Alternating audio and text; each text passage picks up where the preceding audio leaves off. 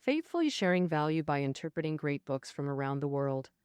Oh, hello! This is Sally here with Book Talk. All right, today we're diving into Lost Cities, the rise and fall of four ancient cities. So, what lost cities do you know about? What's your take on them? Feel free to drop your thoughts in the comments. A city's life comes from its people. Without them, it's just empty. That's a famous quote from Jane Jacobs, a renowned American urban planner. No matter how great a city was, if people start leaving, it's headed downhill. Take Detroit. It boomed with the auto industry and was once among America's wealthiest cities. But when it failed to adapt, industries shrank, and jobless folks had to move elsewhere to survive. Now, Detroit's filled with abandoned factories and ghost neighborhoods, almost a ghost town. Truth is, this kind of emptying out has happened countless times in history, with people leaving for all sorts of reasons. Heavy disasters or wars, but it ends the same. When people vanish en masse, the city gets left behind and buried under dust.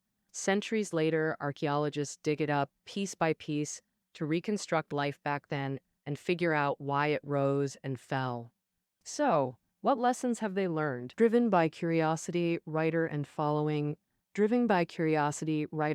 Newitz explored four lost cities: Cataluyuk in Turkey, Pompeii in Italy, Cahokia in the US, and Angkor in Cambodia. By visiting sites and talking to archaeologists, she mapped their rise and fall, giving fresh insights into how cities live and die. And all right, let's dive into each city's tale one by one. First up, we're heading to the oldest known city with the author. And Seydel Huyuk sits in Turkey's Konya Plain, mild climate, rich soil. 10 millennia back, farming from the Fertile Crescent spread west, and hunter-gatherers there started settling down with slash and burn agriculture. Archaeologists found that in the early Neolithic period, the Konya Plain already had many villages, showing how farming replaced nomadic life as the mainstream. Oh, even today, Konya remains a vital agricultural area, hailed as Turkey's breadbasket, but having lots of villages doesn't necessarily form a city. Well, it's generally believed that for a settlement to be a city, its population must reach a certain size, with non-farming folks as the majority. Crucially, villages can be self-sufficient in food, but cities are different. They're built on having extra food. In the early Neolithic times, productivity was low, and people barely had enough to eat. So where would the surplus come from to support a city? All right, archaeologists used to think cities emerged in the late Neolithic, but Satao Huyuk shattered that idea. It started around 9,000 years ago, right in the early Neolithic, and lasted over 1,000 years. So, why do archaeologists consider Satao Huyuk a city? Well, it meets the city standards. First, it's huge. Ancient villages had at most a few hundred people, often just a dozen. And at its peak, Chateau Huyuk had 5 to 20,000 residents. Yeah, a crowd that big? Calling it a village just doesn't fit. More importantly, most folks in Chateau Huyuk didn't rely on farming for a living. Since they weren't farmers, their settlement shouldn't be called a village. It was a city. All right, how did all these people living together get their food? Archaeologists were stumped at first, but later found some residents had farmland outside the city. They'd camp there during harvest or take shifts to tend it. But then, another question.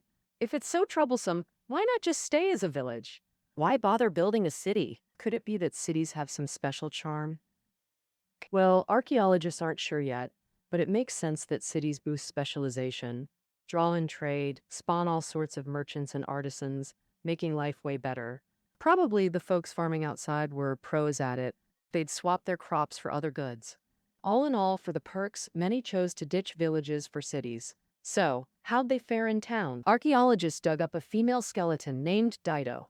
All right, next, I'll use Dido's home as an example to recreate the daily life of Çatalhöyük residents, starting by pinpointing where she lived.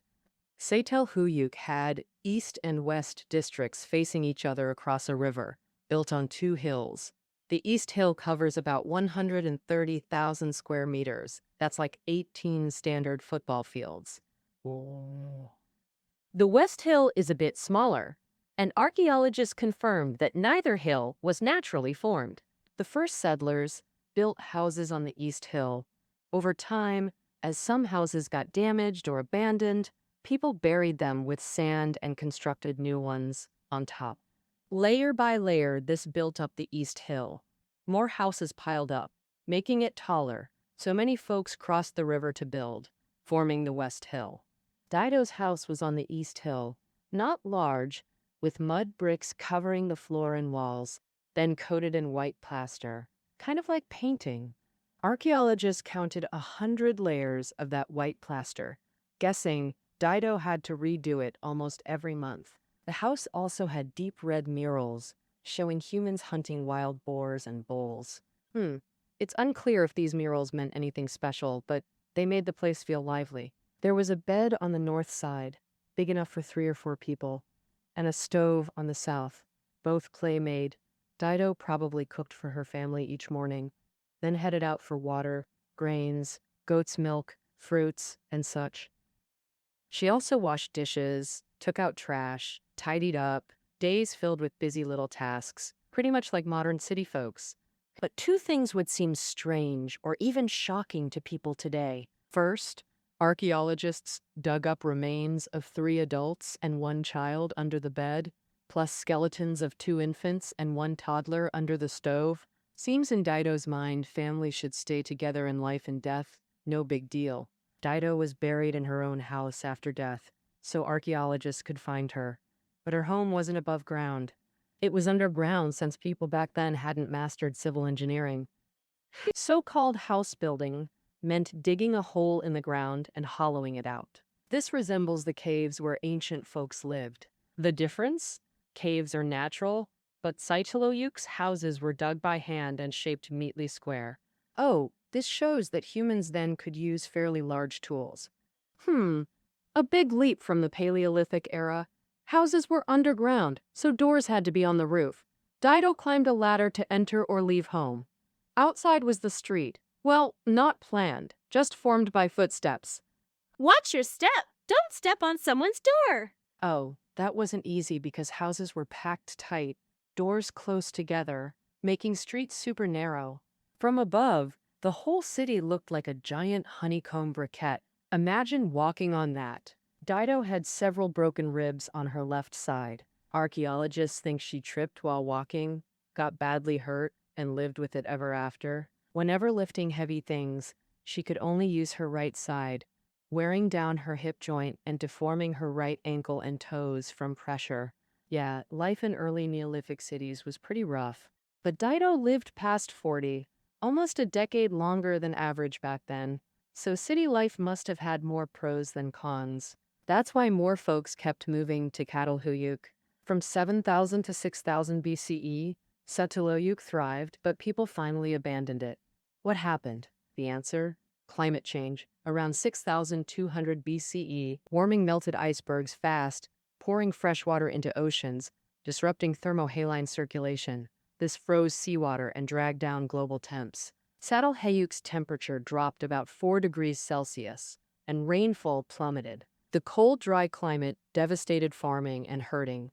As food crises worsened, residents tried digging wells and clearing new land, but this climate shift lasted 400 years, way beyond what Neolithic people could handle. Gradually, everyone left. Çatalhöyük turned ghostly, swallowed by dust. So the earliest known city became just 2 unremarkable hills on the Konya Plain. If Çatalhöyük faded slowly, Pompeii died suddenly. Many know this famous Roman city. In 79 AD, Mount Vesuvius erupted, burying nearby Pompeii under ash, only unearthed 1,700 years later.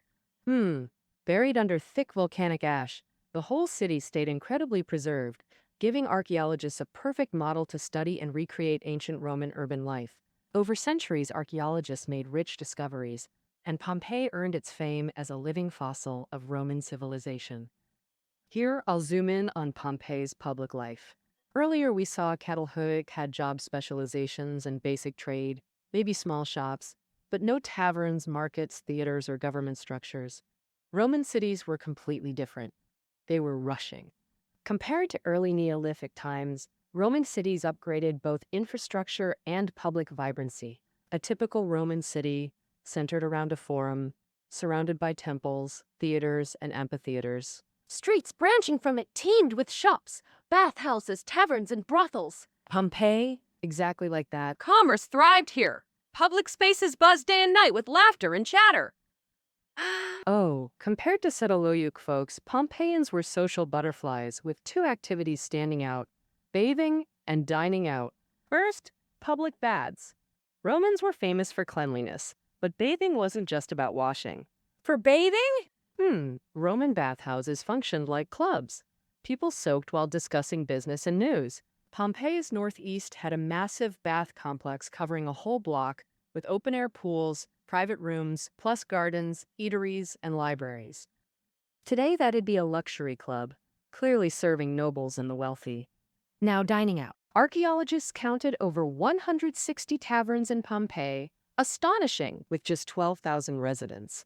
This shows wealth and a culture of casual drinks and meals out, supporting all those taverns. Pompeians also flocked to theaters and amphitheaters for shows, browsed jewelry and art shops, and used laundries. Clearly, Pompeii's service and entertainment sectors were highly developed. This rested on booming prosperity. Under the empire, Pompeii joined a vast trade network spanning Europe, Asia, and Africa. Goods flowed, mansions multiplied. Pompeii sat in southwest Italy, earthquake country. A strong quake in 62 AD wrecked buildings, forcing Pompeians to rebuild from scratch. Luckily, most tremors were mild, causing little damage. Over time, they stopped worrying about quakes. But fate struck hard on August 24th, 79 AD. Real disaster hit. Mount Vesuvius exploded. The ground shook. Scorching gas rained rocks and ash. Pompeii was doomed. Then pyroclastic flows buried the city whole, killing countless. Later, archaeologists dug up 1,150 bodies, about a tenth of Pompeii's people. Many died at home or in storerooms, with no sign of fleeing. Archaeologists were baffled. Why didn't they run during those 2 to 3 days before burial? Oh, many did escape, like Pliny the Younger, who later wrote eyewitness accounts. Some stayed, slaves obeying masters, others clinging to wealth, sealing their fate. Herculaneum, another city at Vesuvius's feet, saw the same pattern. After the disaster, Rome was stunned.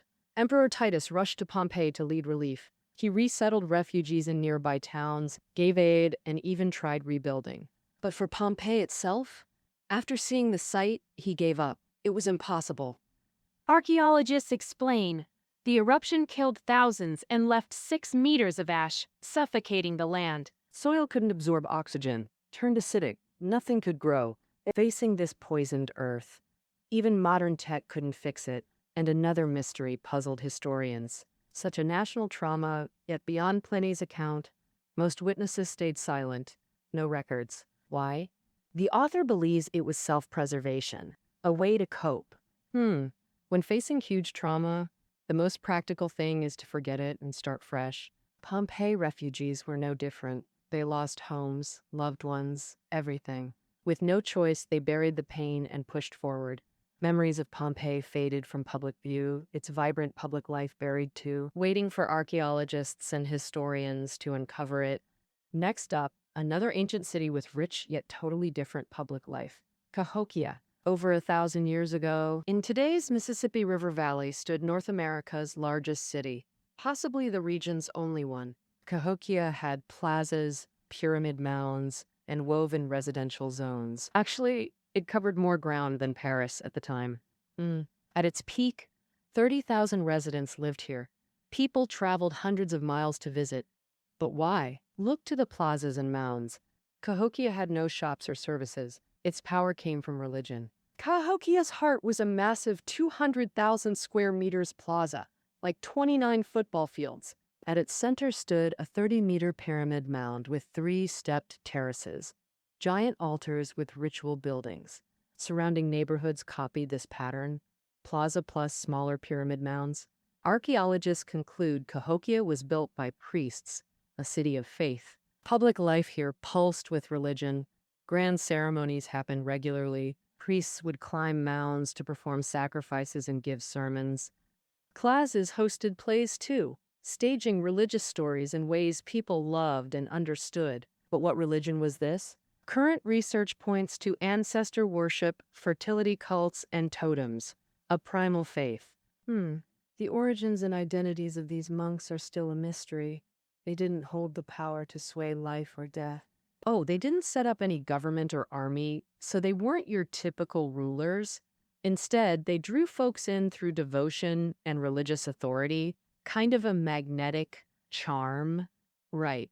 So, Cahokia didn't spring from a blueprint like Pompeii. It felt more like it grew wild.